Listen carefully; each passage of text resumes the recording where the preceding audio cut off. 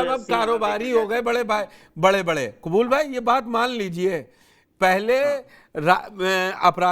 अपराधीकरण का राजनीतिकरण, जो नकवी जी ने कहा, पहले अपराधी ने सियासी चोला ओढ़ा, फिर वो बड़ा बड़ा बिजनेसमैन हो गया।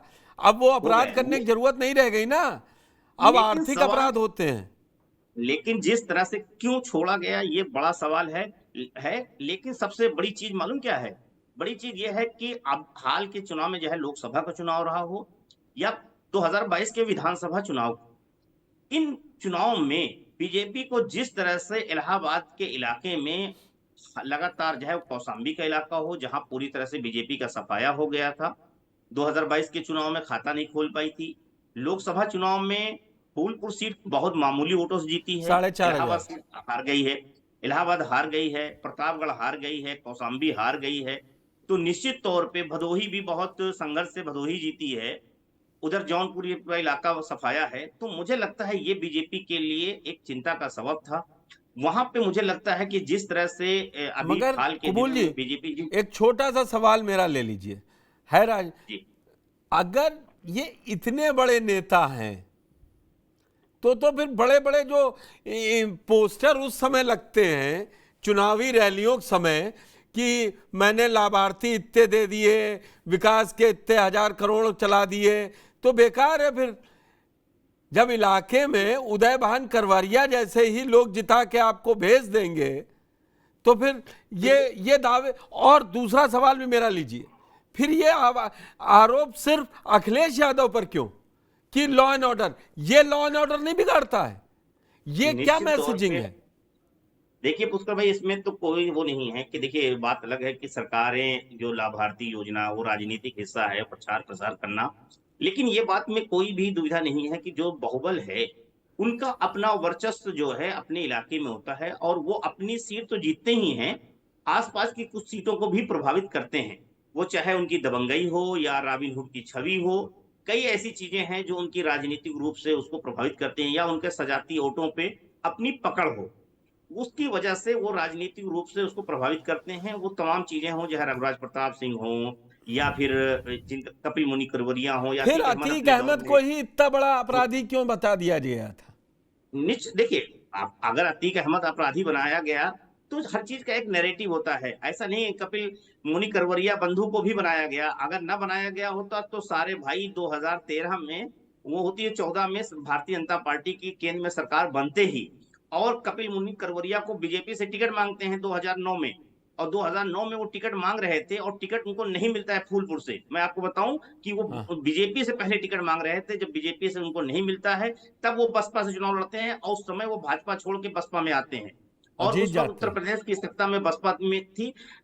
और बसपा में किस तरह से टिकट मिलता है इसमें कहने की जरूरत नहीं है, उसमें जीतने का मुद्दा हो, और पैसा। खासतौर से जो एक लिफाफा है या फाइल कहा जाए, जो एक किताब चलती है उसमें बसपा में, उस चीज को अगर कोई फुलफिल करता है तो मुझे लगता है उसको टिकट मिल जाता है।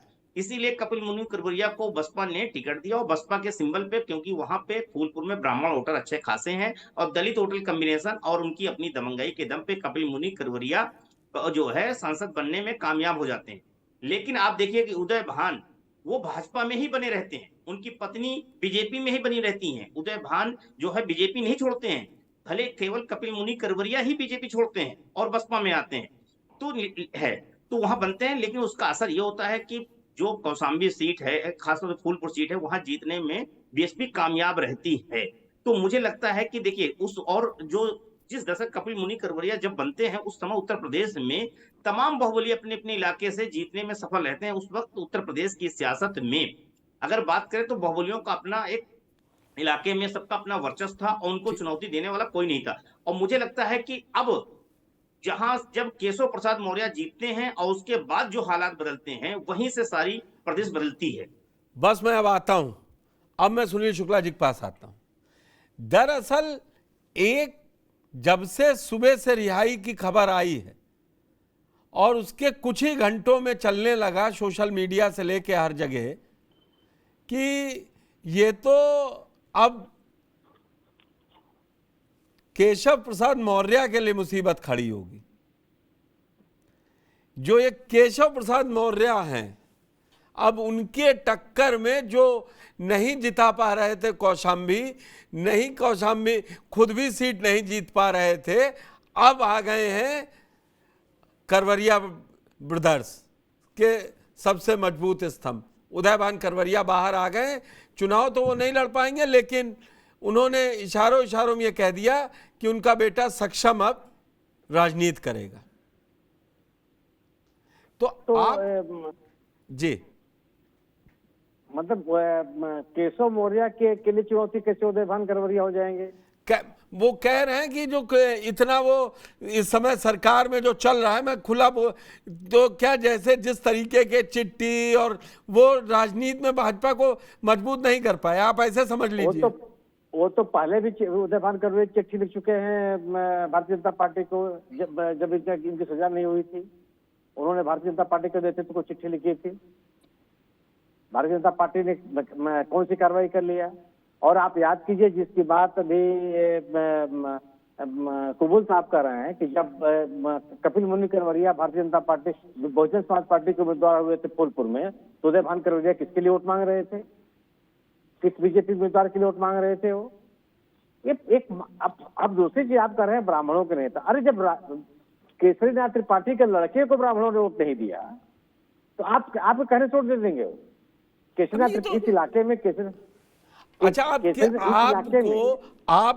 प्रयागराज को बहुत अच्छी तरीके से जानते हो और इन ब्रदर्स को भी जानते हैं, जवाहर यादव को भी जानते हैं, फिर ये 9 साल का दाग लेने की क्या जरूरत थी? नहीं, देखिए सबसे बड़ी चीज ये भी है ना कि नीलम करवरिया जो कि भारतीय जनता पार्टी के नेता हैं, पूर्व विधायक हैं, उनकी पैरवी भी हो सकती है, भी हो सकता है कि इसके पीछे कोई राजनीतिक कारण ना हो, ये इसके पीछे भी हो सकता है। ऐसा मैं मतलब ये नहीं कि इसके कोई बड़ा राजनीतिक कारण है और राजनीतिक मंतव्य के लिए किया गया हो, क्योंकि कोई राजनीतिक हित सदता हो कम से कम मुझे तो नहीं लगता। केशव मौर्य भले चुनाव हार गए हों, लेकिन वो एक राजनीतिक कदकाठी के व्यक्ति हैं। पार्टी कार्यकर्ताओं में उनकी एक पकड़ है। चुनाव हार जाना जीत जाने से ही हमको आपको मूल्यांकन नहीं करना चाहिए।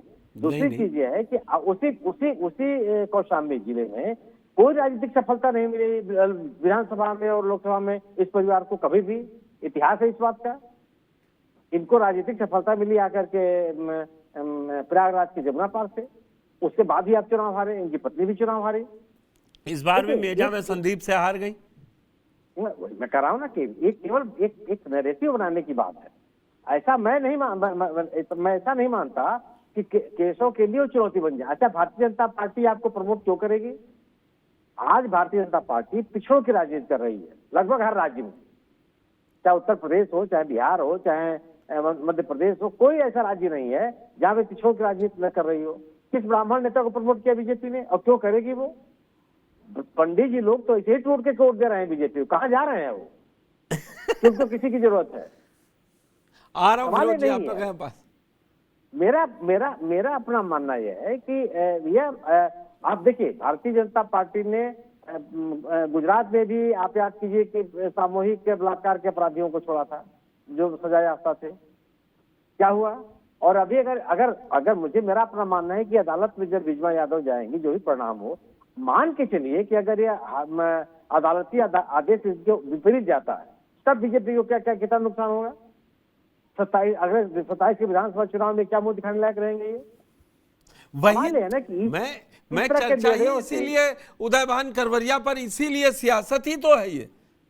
नहीं, मैं यही कह रहा, सियासत तो है, हो सकती है। मैंने मतलब ये भी मान सकता हूँ कि नीलम करवरिया की अपनी पैरवी रही हो। इस तरह के निर्णय कैसे होते हैं हमको आपको पता है, जिसके संपर्क है, जिसके हुआ वो लोग अपना करा लेते। नहीं सुनील जी, एक बात समझनी होगी मुझे, आप बताइए, ये 14 साल कंप्लीट हो गई होती तो राज्य सरकार जाती।